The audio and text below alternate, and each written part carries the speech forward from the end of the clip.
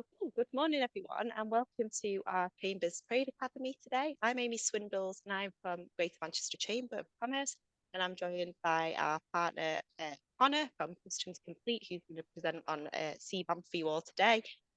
We'll have about 20 minutes of talking, and then we'll leave the floor open for questions. So if you have got any questions, if you can, post them in the chat box after today's session. I'd also like to say a warm welcome to all the other chamber members that are joining us today. So you can see all the other chambers that are part of this session. So welcome to everybody.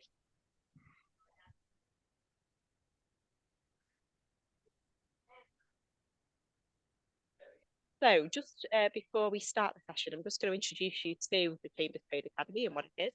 So it's an initiative by the chambers, of which I'm all here today, from across the UK to provide some free virtual sessions covering the basics of exporting and importing and briefings on the latest regulations. So we've received lots of questions on CBAM recently, hence why we've put Connor here to present on the topic today. If there is anything that you would like to see across the sessions, then please do get in touch and let us know, and we can look to schedule those for future sessions. And combined, the chambers on today's session represent around 15,000 businesses of all the way from sole traders and SMEs up to big corporate organisations. What international trade support does your local chamber offer? So we all have a wide variety of events. We offer training courses on export and import and real technical customs training as well. Bespoke advice and customs consultancy, and also your market research and identification services. So if you want to look for customers, distributors, suppliers overseas, get in touch with your local chamber and they can find somebody on the ground who can help. We also offer foreign exchange services, and probably what most of you use from us is our certification, legalisation and export documentation services, along with our customs declaration and T1 services. So anything that you see today, if you want to get in touch with your local chamber, please reach out to your trade team and they can be of further assistance. Okay, so I'm going to hand over to Connor for the topic you're all waiting for. He's going to present on CBAM today, so over to you, Connor. Thank you very much for the intro, Amy. Happy to have you all here.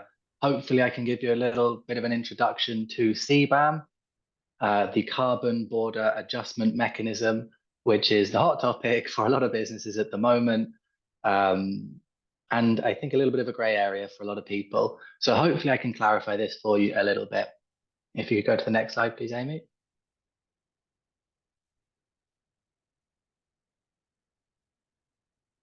So the Carbon Border Adjustment Mechanism, CBAM, is being referred to as a carbon tariff.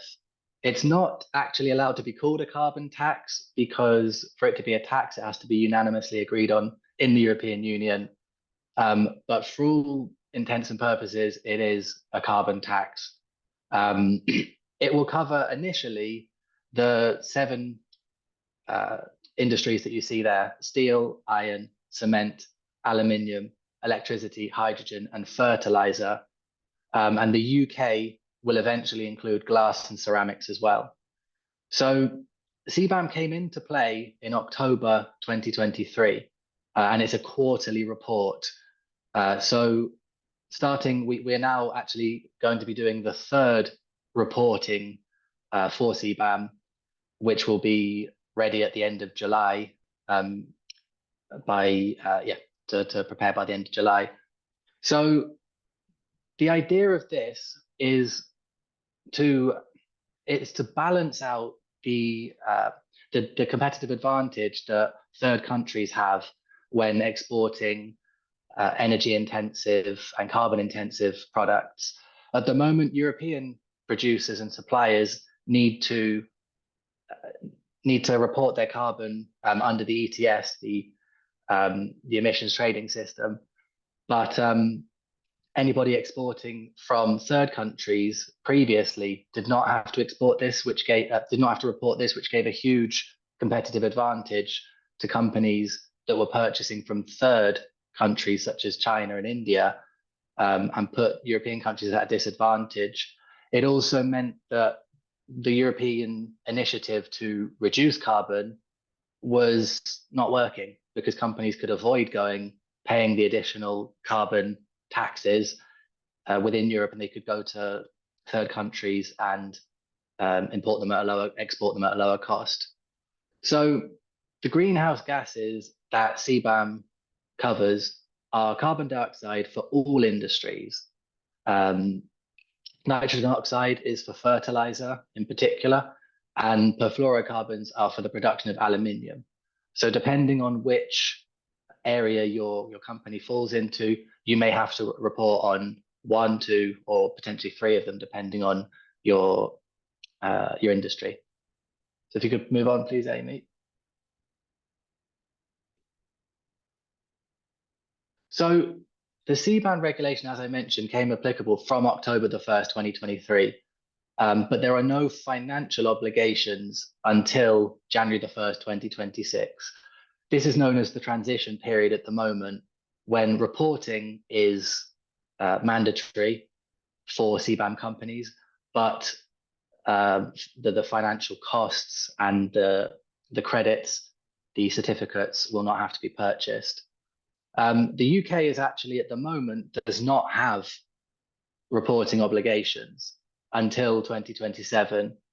However, if the UK is involved in a supply chain that then goes on to Europe, so UK companies that are importing goods from third countries into the UK and then exporting them into Europe, those companies will have to report the amount of, they'll have to record their emissions and provide those to European companies who will have the obligation to report if they're importing CBAM goods. So there are only specific chapters within those 7 different industries and products that I mentioned. So there's a list of different commodity codes, which tell you if your product is a CBAM product or not. This list isn't enormous.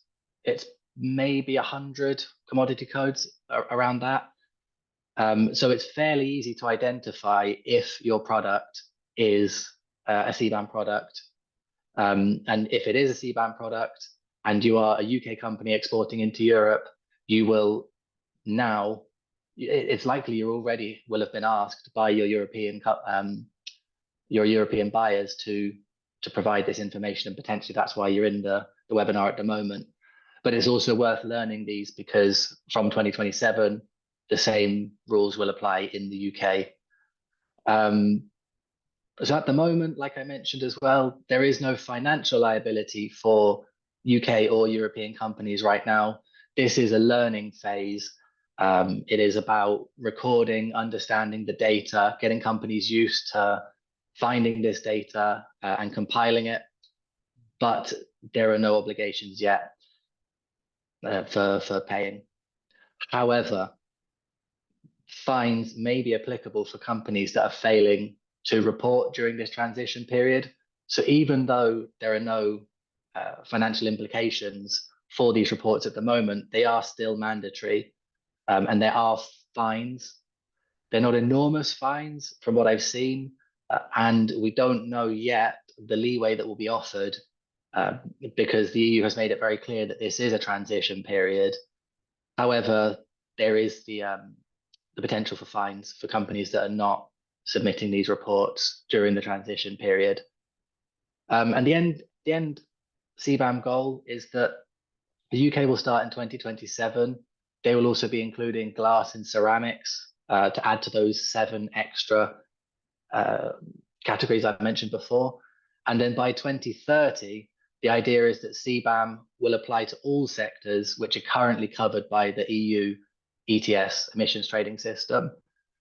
So this will include things like certain chemicals, certain energy production, certain aviation industries, certain maritime industries, paper, pulp, certain plastics, virtually everything that you would expect to be covered that could be carbon intensive is likely to be covered by CBAM by 2030.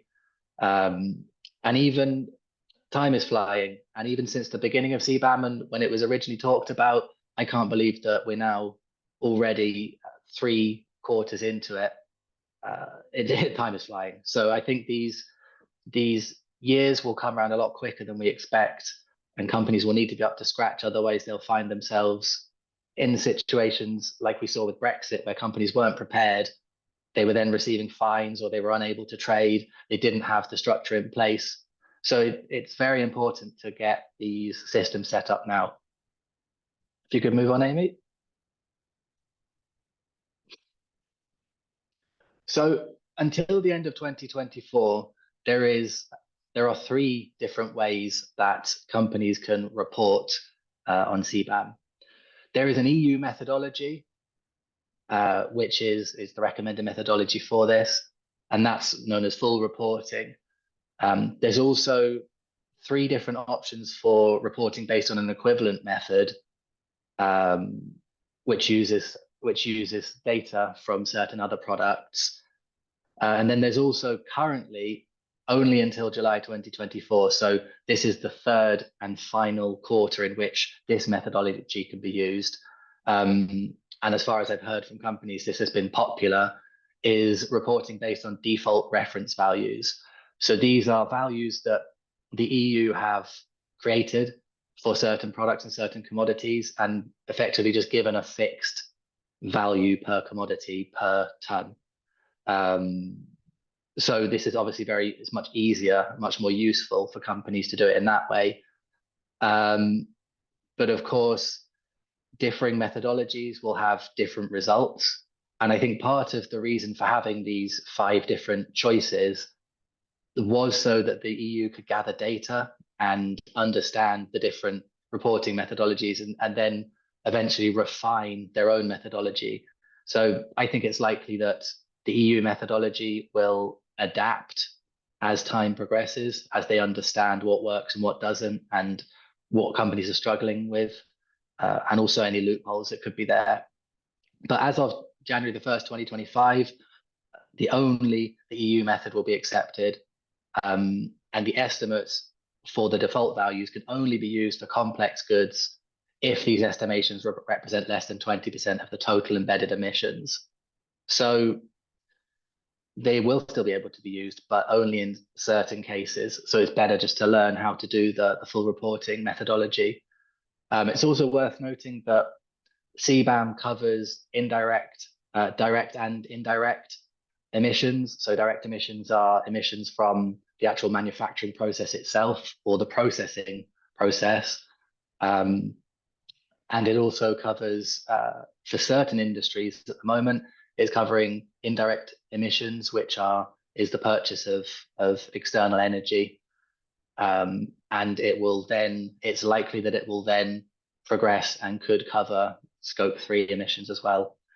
So there is a lot to think about and a lot to learn. So if you could go on, please, Amy.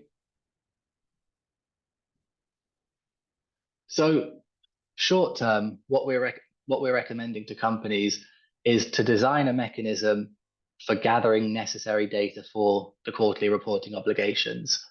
Now, preparing the report when you have all of the data is not incredibly complex. It takes time and it takes some expertise, but the difficulty with CBAM will be to gather the data. You'll need to be involving supply chain people. You'll need to be involving technical experts from the third countries, people who understand and know the processes. You'll need to be involving potentially customs agents as well. It's likely that customs agents will take on board CBAM as an additional service. So there's a lot of different people that will be involved in this process, and getting everybody up to scratch, getting everybody trained, and getting third companies to understand their obligations will be very difficult, because they're not legally obliged to provide this information. However, if they're not providing the information, they'll lose their competitive advantage. European companies, UK companies will stop using these companies if they're not providing the data, because it's mandatory in Europe at the moment, and will affect a lot of UK companies also who are trading with Europe. So it's very important to get a plan in place to understand who's doing what, how do we get the data, where do we get it from, how do we compile it. Then, of course, midterm from January 2026 for European companies is developing a mechanism to understand financial liability, including the procurement of the CBAM certificates and methodologies for calculating liability. So in the long term, obviously, when there's financial obligations here, it's going to be extremely important to measure things correctly and to measure things. You don't want to be paying more than you have to, basically. So when the financial obligations are in place, CBAM certificates will be purchased from the EU at the same rate as the current ETS certificates, which are charged weekly and are changed weekly and are charged per euro per ton of carbon or other greenhouse gas, perfluorocarbons or nitrogen oxide. There's a charge per ton, and you'll have to basically buy certificates and pay effectively for your importing. So obviously getting this refined and getting the reporting accurate is crucial for companies if they don't want to be hemorrhaging money. If you go on, please, Amy. Oh, here we go. Yeah, questions and answers.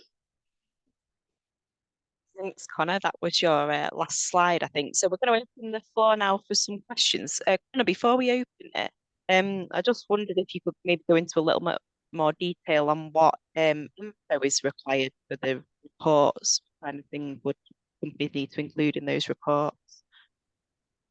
Well, you'll need to understand the carbon that's produced from the the manufacturing of the process. So let's use an example of a UK company who is importing steel from China, processing that steel in the UK, and then selling a processed steel product into Europe.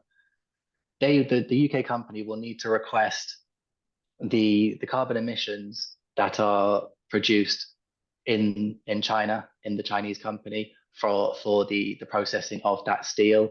That will include the direct emissions of heating any furnaces or running the machines, and then it will include the purchase of any external energy, the emissions that are produced indirectly for running the factory. So if that factory is getting their energy from a nearby coal plant, they will have to then include that in their calculations, and that will be the Chinese company's responsibility to provide that information for their process. Then in the UK, it will be the same thing. They'll have to report on their processing within the UK, the carbon emissions from any processes, and also similarly for any external energy that comes in. And then they will have to provide both of those sets of information. The Chinese set of information and the UK set of information will then be passed on down to the European company. And that European company, if they do any further processing, they will have to include that within their calculations, as well as the UK and the Chinese company. So that's a relatively simple supply chain, but you can already see there's a lot of different moving parts there, and there's a lot of different data that needs to be collected. So if you can imagine, there's much more complex supply chains than that with varying different companies, and you can see how quickly it'll snowball, and the data will start to get a bit more complicated. Where you can see where the difficulties are going to come and get a bit more complex. Thanks. Is there anywhere people can go for help on compiling the reports? Or any There guidance is, yeah. they can see? The EU, they have there's a big Excel spreadsheet which the EU have provided that's like a formulaic spreadsheet, and within that, if you take a look at that, you'll understand what is being looked for in the reporting, because that's filling in this sheet is how you fill in the report. So you'll see what's being asked for. There's also about a 70 or 80-page document released on CBAM by the EU for anybody that wants to read through 70 or 80 pages. That details everything in quite a lot of detail, as you can imagine. And there's other varying documents from the EU as well. So the information is out there. It is just, it's one of those things where it's difficult to learn something without doing it, without experience in it.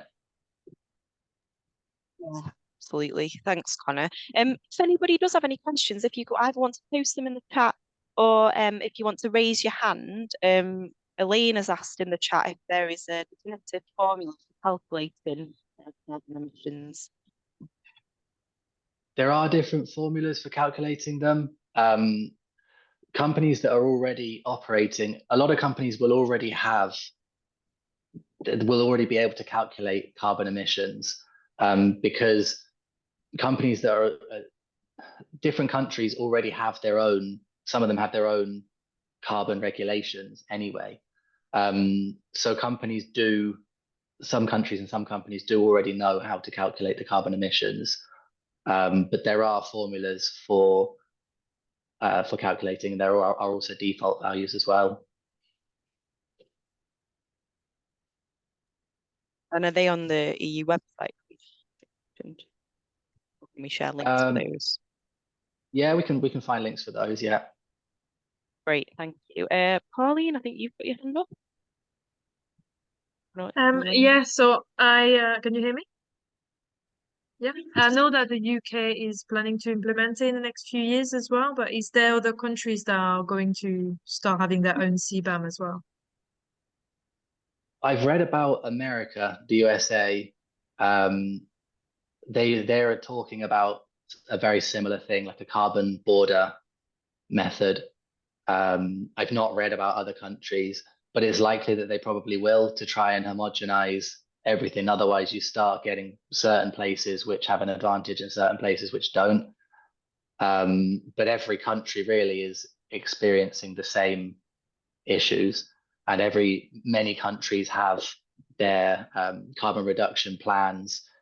There's UN goals and there's European goals, and then there's national goals and everything. So most countries are on the same path towards it. So it's likely that most countries will start to do similar things.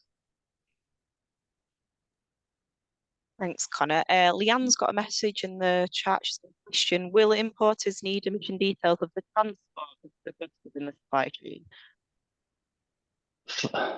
Not for all industries at the moment. There are further down the line, there are plans to include the transport of the goods within the supply chain for everyone. There's also further down the line, even to go as far as calculating the emissions from the extraction of raw material. So it'll go right from source all the way to the end product, and everything that's included in that whole process will be included.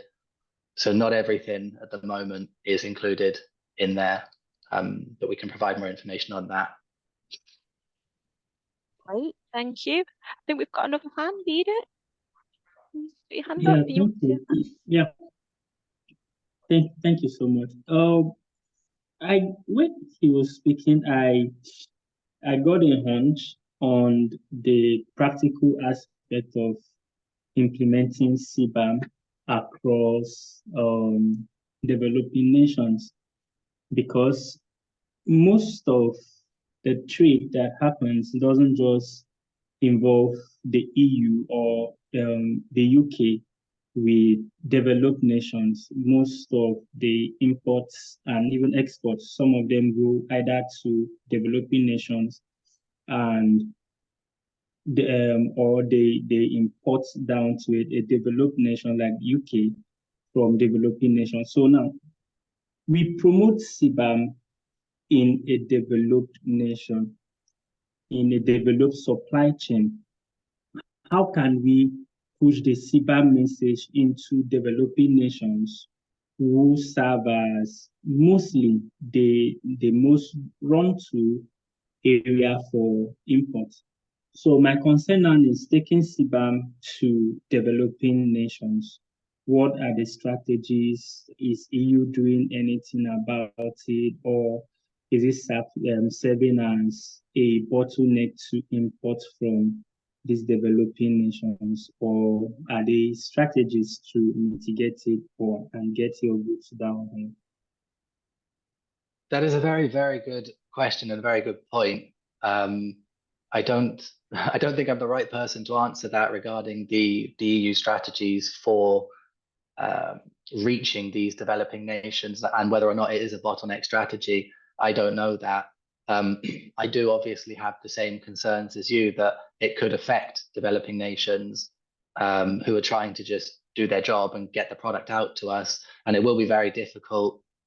Even things as simple as language barriers all around the world, trying to communicate with suppliers wherever they may be around the world, it's going to be a challenge for sure. One thing I will say is that we have similar processes, reporting, for example, on human rights, modern slavery, and various different other ESG goals, and already we've managed to develop those to a certain extent in developing nations, and standards have improved because of that. So I think it will be very difficult at first, very difficult, and I think it will take time. I'm also not entirely sure if the EU's goals of implementing financial implications will be reached. If everybody is still miles behind where they need to be, I can't see them implementing, reaching their timeline necessarily. So we'll just have to see, basically. But I hope that we can reach the developing nations, and I hope that we can work on this all together. Thanks both. Kayla's got a question about threshold. Is it true that the value of goods below 150 euros is not by reporting? I'm not sure about that, to be honest. I'd have to check that for you. I haven't heard that myself, but not to say it couldn't be true. Okay, we'll get back to you on that one, Michaela, if that's okay. And Nicola, what are the costs applicable to the importer, and who pays the UK importer or EU importer? So, do you mean the costs here of the CBAM certificates, or do you mean the costs of preparing the reports? You're able to unmute yourself, Nicola. Do you mean who's going to cover the cost in general, or?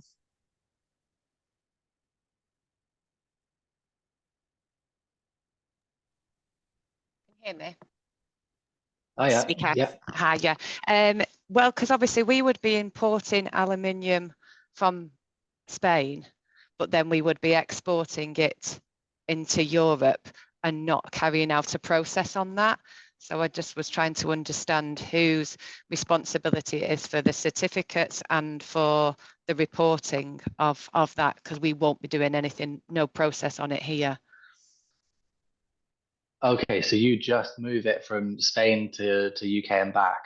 Yeah, but then a proportion of it would stay in the UK. Okay, but I mean, Spain's not a third country, so the CBAM is specifically for third countries.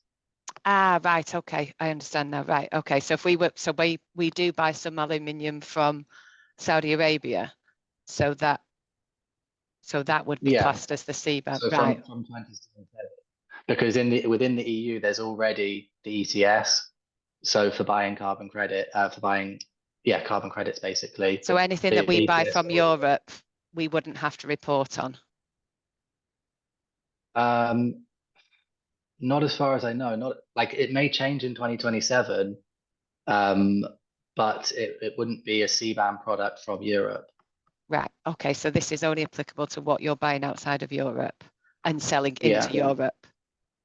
Yeah. So the UK has not this year 2024. The UK is going to be finalising all of their plans for CBAM. So for the UK, it's not exactly known what is going to be included and what is not yet. They have until the end of this year to basically solidify everything. So at the moment, you don't have to do anything. Right, okay. Unless you're bringing things in from Saudi Arabia and then you're putting them back out into Europe. Yes, we would be doing that. Yeah. You are doing that. Yeah. You'll have to report on anything that goes back into Europe. Yeah. With the UK as a middle, that's the middle part of the supply chain. You will have to report on that because your Spanish company, if you're exporting out to Spain, they will have to report on it now. So they will need you to provide your data, and you'll need to get the data off the Saudi Arabian company.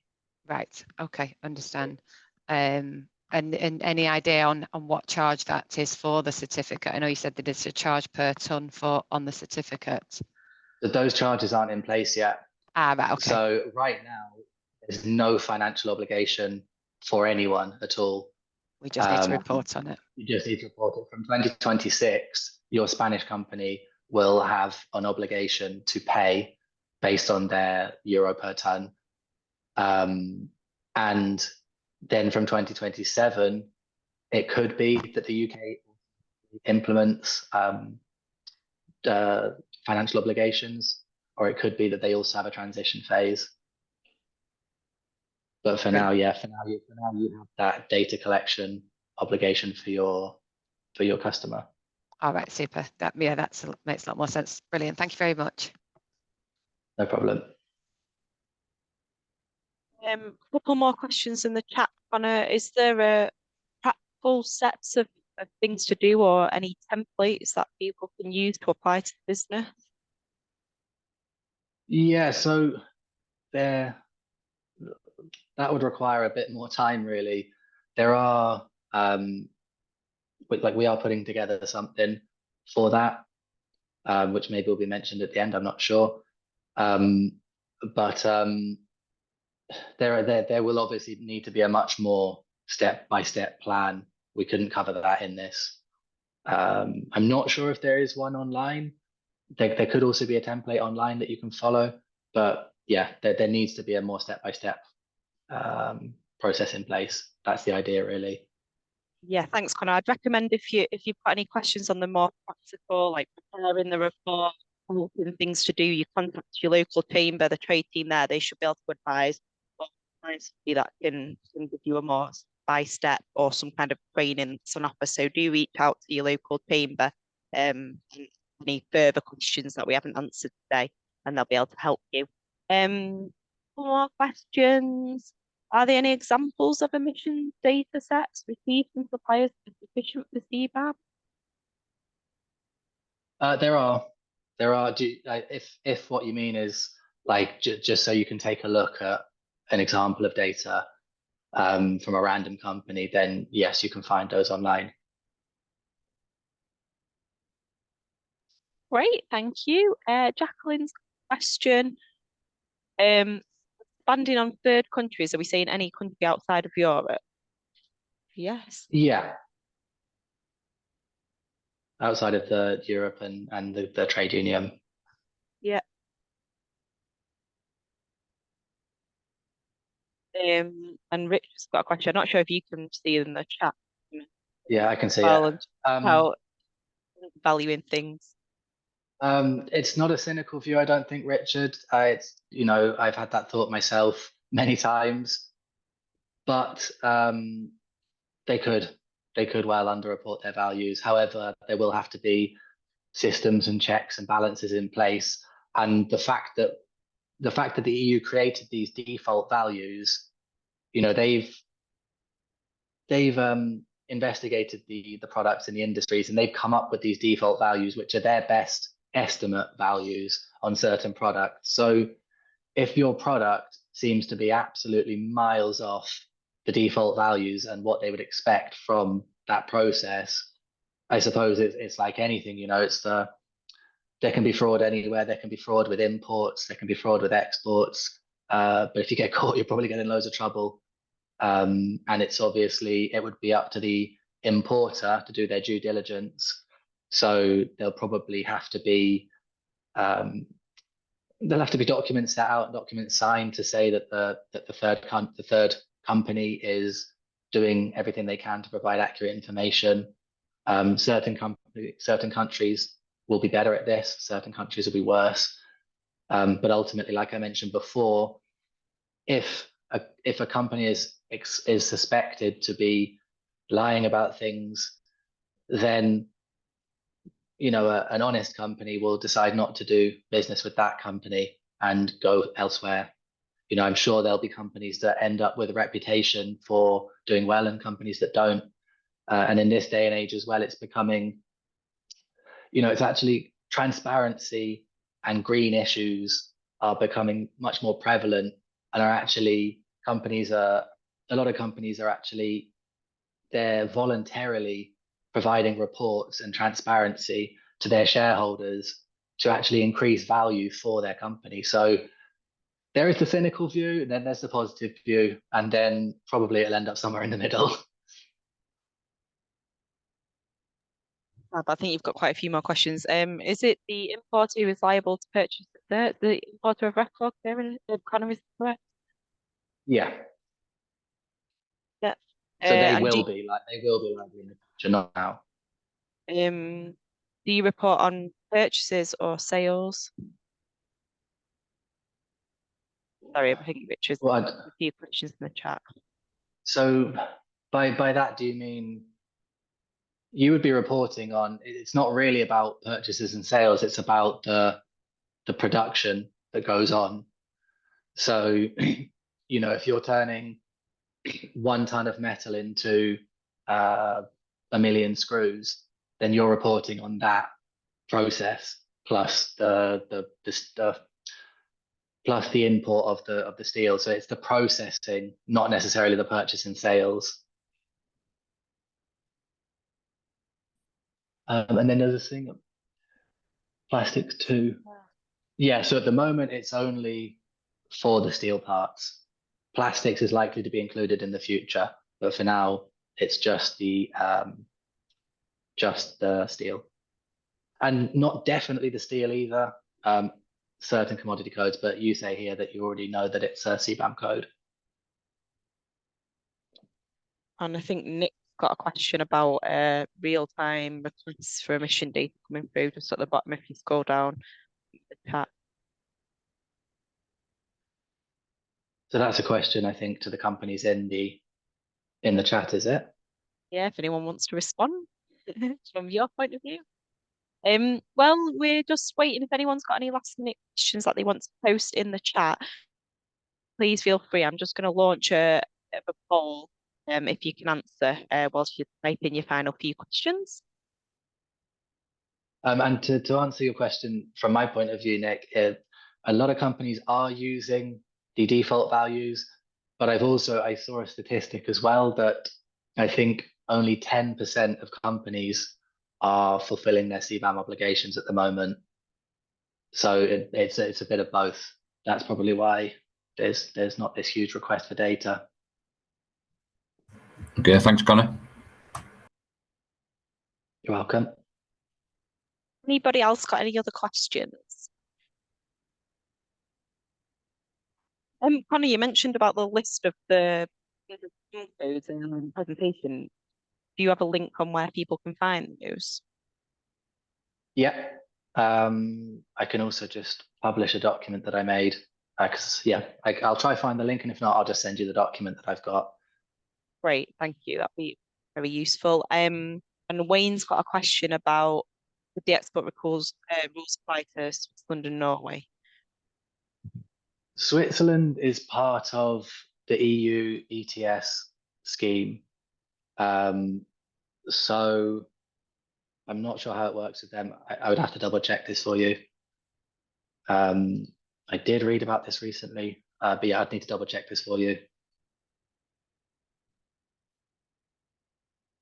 Okay, we'll get back to you on that one, Wayne. A list of anything answered and links we need to send to it. Anybody else got any other questions? Thank you for doing the poll in the meantime. I'm just going to And thank you very much to Connor for all your help with today's session and answering all those questions. Very informative. We've got one more session before we probably take a break for summer of these trade academies on custom special procedures next month. So again, your local chamber will have a link in that session if you're interested. And then we'll probably start these again in September. If you've got any questions about CBAM, please speak to your local chamber, and they may be running training, consultancy, or the training team will have some of the answers to your questions. They can guide you further. I'm just seeing Nick has another question. In future, would you need to send CBAM certificates as part of the shipping documents? Do you have the answer to that one, Connor? I haven't seen any advice on this at the moment. I think it's maybe a little bit early for that. But the CBAM certificates they're requested by the EU, and you sort of surrender them over when requested. So I'm not sure. I'm not sure on that, to be honest. I haven't seen anything written about it. Yeah, you have to put your hand up. Don't put your hand up. Put your hand up. We'll keep you posted if we see anything on the shipping document side, Nick. Richard, put your hand up. Hello, can you hear me? Hello? Yeah. Yes, we can hear you. Great. So if we import steel from, say, China into the UK, and we make some parts out of it, and then, sorry, let's say, if we buy these parts from a supplier in the UK, and they have imported them from India, so as the importer, they will pay or obtain the certificates. We buy off them, and then when we send these now into the EU, is it the case that the certificates have already been paid for, so our customer who's importing them into the EU now don't have to pay any more, or is there a double whammy of having to pay twice? So they will pay for their part of the supply chain, and the EU company will pay for their part of the supply chain. So you're always it's always like one step above, one rung above you on the ladder is what you're paying for. And if you are not doing any processing of the goods and you're just buying them to sell them, you shouldn't have obligations. Right. So our processing, so we are manufacturing pipe, some fittings, elbows, tees, that kind of thing. So we'd be taking a piece of pipe, sawing it down to a length, and then welding some flanges on, and then sending it off, really. So the processing there is just the amount of CLT we're using and running a saw and running a welding machine. Is that it? Yeah, exactly. And that's what the customer would have to pay for to import into their country in the EU. Yeah. Yeah. Okay. Thank you. Okay. Thanks, Richard and Connor. Right, I think we will wrap up there. As usual, any further questions, please just reach out to your local trade team, and we'll be happy to help. But thanks everyone for joining today's session. Thank you, Connor, from Customs Complete for delivering the bulk of the information for today's session, and we hope to see you all soon at another CPA session. Thanks, everyone. Thanks very much, everyone. Yeah, cheers. Thank you, Bob. Thank you. Thank you. Bye now.